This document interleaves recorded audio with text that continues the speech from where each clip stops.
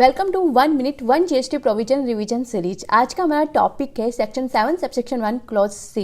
ये बोलता है कि शेड्यूल 1 में जो 4 ट्रांजेक्शन बताए हुए हैं वो अगर आपने विदाउट कंसिडरेशन भी किए तो हम उसे सप्लाई मान लेंगे। यानी कि जब भी वर्ड आए विदाउट कंसिडरेशन इन क्वेश्चन तुम्हारे माइंड में फर्स्ट थिंग आनी चाहिए शेड्यूल 1। ओके, तो फर्स्ट जो पैरा 1 है वो बोलता है कि permanent transfer of a business assets जिसकी आपने आईटीसी अवेल की है उससे अगर तुम परमानेंटली ट्रांसफर कर रहे हो तो हम इसको सप्लाई मान लेंगे। सेकंड कहा गया है कि अगर आपने गुड्स और सर्विसेज सप्लाई की है रिलेटेड पर्सन को या डीडीपी को बिजनेस के लिए की है तो हम इसे सप्लाई मान लेंगे भले ही विदाउट कंसिडरेशन हो रही है। यानी पैरा 2 क्या बोलता है, गुड्स और सर्विसेज है, रिलेटेड पर्सन है और डीडीपी है।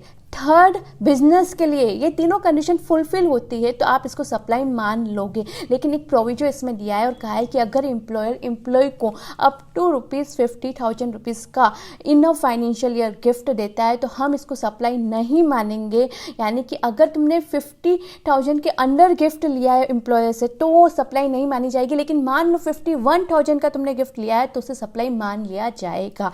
पैरा 3 क्या बोलता है कि गुड्स का ट्रांसफर हुआ है एजेंट टू प्रिंसिपल या प्रिंसिपल टू एजेंट और यहाँ पर जो एजेंट है ना वो अपने नाम पर इनवॉइस इशू कर रहा है तो आप इसको सप्लाई मान लोगे। लेकिन हाँ, ये जो पैरा 3 है ना ओनली गुड्स पे लगता है, सर्विसेज पे पैरा 3 नहीं लगता है। पैरा 4 बोलता है कि यार इंपोर्ट ऑफ सर्विसेज हुई है, आपने रिलेटेड पर्सन से सर्विसेज लिए या फिर अपने इस्टेब्लिशमेंट से लिए जो आउटसाइड इंडिया है और बिजनेस पर्पज के लिए लिए तो हम इसे सप्लाई मान लेंगे।